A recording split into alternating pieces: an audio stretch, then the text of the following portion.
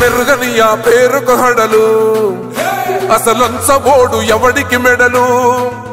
ఆయనెదురుగా కొడుతున్నారు తొడలు వేసుకుంటారు రా తప్పక చెడలు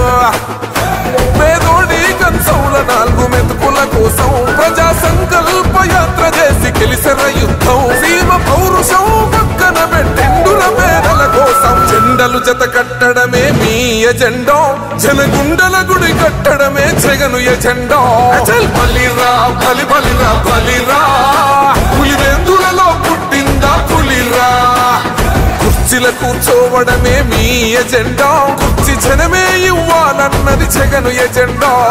బలిరా బలి బలిరా బలిరా పేద బతుకుల మార్చినది ఆ పులిరా